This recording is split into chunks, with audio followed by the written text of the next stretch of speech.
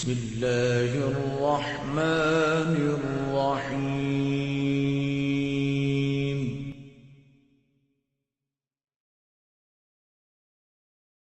امیر المومنین سیدنا فاروق اعظم صحابہ میں سب سے زیادہ تگڑا اور رسول پسند آدمی، غصے کے لحاظ سے سب سے تگڑے، جلدی غصہ آتا۔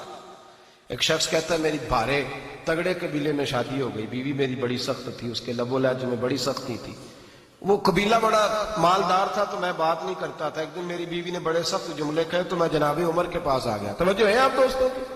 کہتے ہیں حضرت عمر کے پاس آیا تو میں نے دروازے پہ دستک دی، بیوی کی شکایت کرنے آیا کہ ذرا مہربانی کریں۔ تو کہتے ہیں جناب عمر اندر سے اٹھے تو ان کی زوجہ بولنے لگی، کہنے لگی بس آ گیا آپ کو کوئی بلانے والا؟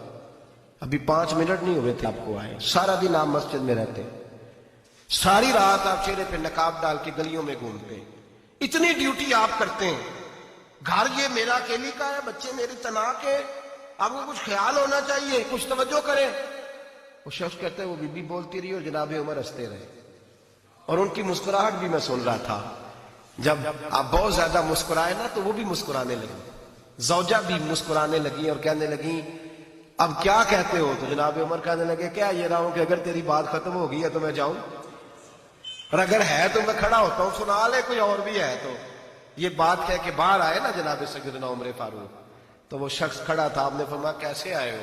کہنے لگا حضرت جی میری ایڈی تو نہیں ڈاڈی، میں تو آیا تھا اپنی بات کرنے، تو یہ تو لفظ زیادہ سخت ہے، وہ اتنی سخت نہیں ہے جتنی یہ ہے، تو ذرا قبیلہ سخت ہے تو میں شکایت کرنے آیا تھا، تو یہ تو آپ کا معاملہ بھی اسی طرح کا ہے۔ جناب عمر کا جو جواب ہے بڑا قیمتی ہے۔ آپ نے فرمایا میری بیوی میری ہر طرح کی خدمت کرتی، لفظوں کا حسن دیکھیے، ایسے نہیں کہ بیوی کوئی کام بھی نہ کرے اور مفت کی چڑھائی کرے، وہ بھی درست نہیں ہے۔ فرمایا میری بیوی میری ہر طرح کی خدمت کرتی ہے، میں گھر نہیں ہوتا تو میرے بستر کو پاک رکھتی ہے، کسی کی ضرورت نہیں میرے بستر کو دیکھ بھی جائے، میرے بچوں کو جب میں بستر پہ بلاتا ہوں آتی ہے، میرے بچوں کا خیال رکھتی ہے، میں باہر ہی رہتا ہوں گھر کے، لیکن گھر کی ذمہ داریاں ساری اس نے اپنے کندھوں پہ لے لی ہیں۔ فرمایا میرے مزاج میں جلال ہے، میں روز اونچا بولتا ہوں تو سنتی ہے، میری بیوی ہے نا، میں اس کا لباس ہوں وہ میرا لباس ہے، کبھی کبھی وہ اونچا بولتی ہے تو میں بھی سن لیتا ہوں، بیوی جو میری ہے۔ حضرت ابو الحسن کی بات میں اکثر سنایا کرتا ہوں، بڑی دور سے مرید ملنے آیا تھا، بڑی دور سے، دروازے پر دستک دی، وہ کہتا میں سینکڑوں میل کا سفر طے کر کے آیا دروازہ، اور یہ بات اتنی خوبصورت ہے، مجھے اس واقعے سے اتنی دلچسپی ہے کہ 2 سال پہلے ایک رمضان کا ایک درس تھا، تو ایک صاحب کہتے ہیں میں آپ وہ بات بیان کر رہے تھے تو میں سٹام لینے آیا تھا ککھڑ سے بیوی کو طلاق دینے کا، تو آپ بات کر رہے تھے تو میں نے یہ بات سنی تو بس میں نے سمجھا میری بات کر رہے ہیں، سارے مجھے کہتے تھے مان جا، میرا ساس سسر بھی منت کرتے تھے، میں نہیں مانتا تھا، آپ کی بات سن کے میں راضی ہو گیا اور میں اس کو لے آیا۔ حضرت ابو الحسن کہتے ہیں بیوی ذرا مزاج کی سخت تھی، کردار کی بڑی عمدہ پر لفظوں کی ترش تھی، تلخ جملے بولتی تھی، تو مرید ملنے آیا بڑی دور سے، بستا دروازے پہ دستک دی، کون ہے؟ کہا میں حضرت کا عقیدت مندوں ملنے آیا ہوں۔ تو اس نے کہا کہ وہ کسی جنگل میں اللہ اللہ کر رہا ہوگا، تو بھی ویلا ہی ہے جس طرح وہ ویلا ہے، فارغ ہے بالکل، تو بھی اسی کی طرح کا، کہیں جنگل میں ہوگا وہ ہو کرتا، جا تو بھی بیٹھ جا پاس جا کے، سارے فارغ اسی کے پاس بیٹھے رہتے ہیں۔ حضرت ابو، اور یہ کون ہے؟ محمود غزنوی کے پیر ہے، محمود غزنوی کو کرتا دیا، کہا مشکل پڑ جائے تو میرے کرتے کے وسیلے سے دعا کرنا، اللہ حل کر دے گا۔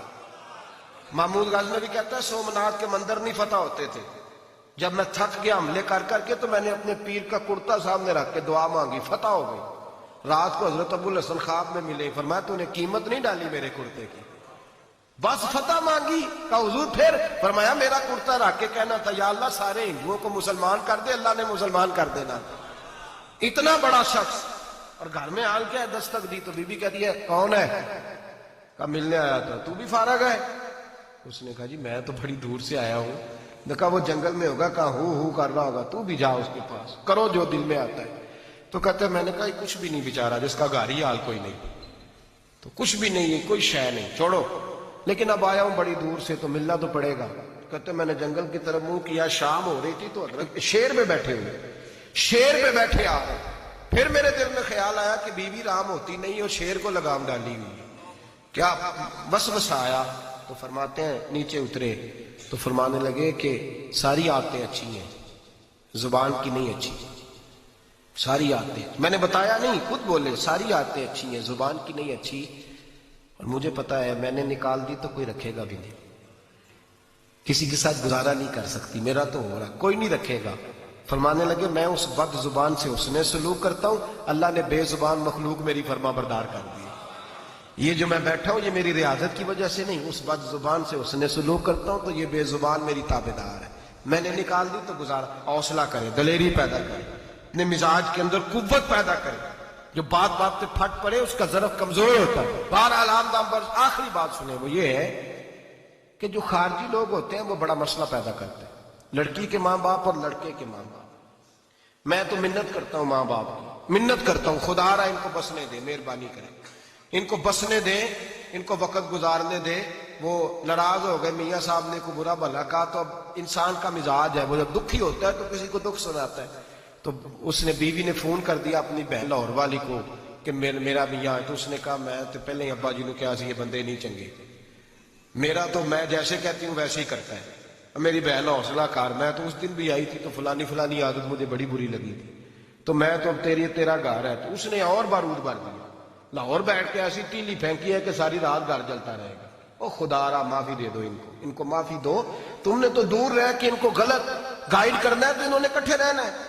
یہی حال لڑکے کے دوست نے اپنے دوست سے کہا یار بھابی تمہاری بات نہیں سنتی، تو اس نے کہا یار چھوڑ، تو نے کہا شادی کر لی ہے میرے والی، میں گھر جاؤں تو سانس بند ہو جاتے، چاہے پوچھتی بھی نہ ہو سیدھے منہ سے، جھوٹ بولے گا، اس کا گھر تباہ کرے گا، حالات خراب کرے گا، چاہے روز اس کا حال اپنا برا ہوتا ہو۔ چاہیے کیا؟ میرے نبی کریم علیہ السلام نے فرمایا دو لوگوں کی صلح کرانے کے لیے تجھے غلط بات کہنی پڑتی ہے تو کہہ دے، اللہ تجھے اس پہ بھی اجر عطا فرمائے گا۔ ان کو کہے کہ یار کوئی بات نہیں، انسان کے کبھی رویے کچھ ہوتے ہیں، کبھی کچھ ہوتے ہیں، کبھی اندر کوئی ٹینشن ہوگی تیرے ساتھ، ان کو اچھا گائیڈ کریں، اس لیے کہ ان دونوں نے اکٹھے رہنا ہے، تم نے تو فطور ڈال کے نکل جانا ہے۔ میرے نبی پاک علیہ السلام کی حدیث سنیں، حضور نے فرمایا لعنتی ہے وہ شخص جو مرد کو عورت کے خلاف اکساتا ہے اور عورت کو مرد کے خلاف اکساتا ہے، وہ لعنتی ہے، وہ کوئی بھی ہو، مائیں بھی اور باپ بھی اور بہنیں بھی، سارے اس بات کا خیال کریں، غلط فکریں دماغوں میں نہ چھوڑیں۔ آپ اپنا گھر بسائیں گے، سائڈ پہ ہو جائیں گے اور یہاں تباہی اتر جائے گی۔ مہربانی کریں، گھر ٹوٹتا تب ہے جب باہر والے فساد برپا کرتے ہیں۔ میں ایک جملہ اکثر کہا کرتا ہوں، میاں بیوی کا اپنا جھگڑا نہیں ہوتا، جب بھی ہوتا ہے کسی تیسرے کی وجہ سے ہوتا ہے، اور جب گھر ٹوٹ جاتا ہے تو مصیبت اس کے لیے ہوتی ہے، خامند کے لیے یا بیوی کے لیے۔ اور یہ جو گھر ٹوٹتے ہیں تو سب سے زیادہ شکار وہ نونہال ہوتے ہیں جن کو باپ کی بھی ضرورت ہوتی ہے، ماں کی بھی ضرورت ہوتی ہے۔